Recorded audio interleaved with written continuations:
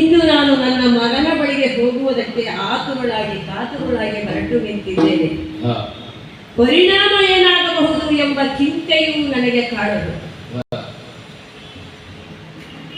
ಕಾಣುತ್ತೇನೆ ಎಂಬ ಒಂದೇ ಒಂದು ಸಂತೋಷ.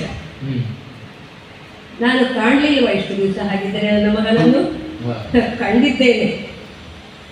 ಆದರೆ ನಾನು ತಾಯಿ ಎಂಬ ಸತ್ಯ ಅವನಿಗೆ ತಿಳಿದ ಮೇಲೆ ನಾನು ಹೇಗೆ ಇರ್ತೇನೆ, ಇದು ನನ್ನ ಕುತೂಹಲ. ನಾನು ಕಾಣುವ ಉದ್ದೇಶ ಇನ್ನೂ ಒಂದಿದೆ. ಇಂದಿನ ಹಸ್ತಿನಾಪುರದ ವಿದ್ಯಮಾನವನ್ನು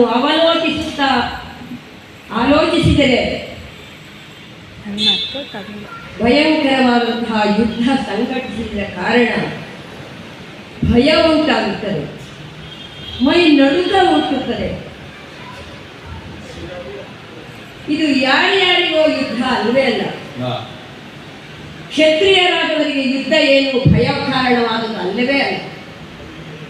ಆದರೆ ಇಲ್ಲಿ ಕ್ಷತ್ರಿಯರಿಗೆ ಯುದ್ಧ ಹೌದು, ಒಂದು ಕುಟುಂಬದಿಂದ ನಡೆದುಕೊಂಡು ಬಂದಂತಹ ಒಂದು ಕುಟುಂಬದ ಕಲಹ ಅಥವಾ ದ್ವೇಷ ರಾಜ್ಯವನ್ನೇ ಆಕ್ರಮಿಸಿ ಸಕಲ ದೇಶಾಧಿಪರು ಬಂದು ಕೂಡಿದ್ದಾರಂತೆ ಇಂದು ಕುರುಕ್ಷೇತ್ರ ರಣಾಂಗಣದಲ್ಲಿ. ಇದು ನನಗೆ ಭಯ ಉಂಟಾದದ್ದು. ಯಾರೊಂದಿಗಿನ ಯುದ್ಧ ಇದು? ಅಜ್ಜ ಮೊಮ್ಮಕ್ಕಳು, ಗುರು ಶಿಷ್ಯರೊಂದಿಗೆ, ಅಣ್ಣ ತಮ್ಮಂದಿರೊಂದಿಗೆ. ಇದು ಬೇಕಾಗಿದೆಯೇ ಈ ಯುದ್ಧ? ಹಾಗಿದ್ದರೆ ವಿನಾಶಕಾರಿಯಾದಂತಹ ಯುದ್ಧವನ್ನು ನೆನೆದು ಭಯಗೊಳ್ಳುತ್ತಿದ್ದೇನೆ. ಈ ಸಂದರ್ಭದಲ್ಲಿ ನಾನು ನನ್ನ ಮಗನನ್ನು ನೋಡಲು ಹೊರಟಿದ್ದೇನೆ.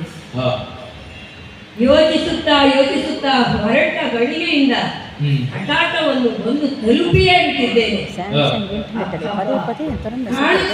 ನನ್ನ ಮಗ ಎಂತಹ ಸೂರ್ಯೋದಯವಾಗಿದೆ. ಸೂರ್ಯನ ಕಿರಣಗಳು ಅವನ ಮೇಲೆ ಬಿಟ್ಟು ಪ್ರತಿಫಲನವಾಗುವ ಹಾಗೆ ಪ್ರತಿ ಸೂರ್ಯನನ್ನು ಕಾಣುತ್ತಿದ್ದೇನೆ. ಹಾಗಿದ್ದರೆ ಕರೆದು ಬಿಡಲೇ? ಕರೆಯುವುದಕ್ಕೂ ಸ್ವಲ್ಪ ಅಷ್ಟು ಸುಲುವಿಗೆ ಸರಿಯಲ್ಲವೇನು? ಸ್ವಲ್ಪ ತಡೆಯುತ್ತೇನೆ. ತನ್ನ ಕಾರ್ಯವನ್ನು ಭಗವಾನ್ ಭಾಸ್ಕರನಿಗೆ ಅರ್ಘ್ಯವನ್ನು ಕೊಡುತ್ತಿರುವಂತಹ ನನ್ನ ಮಗನನ್ನು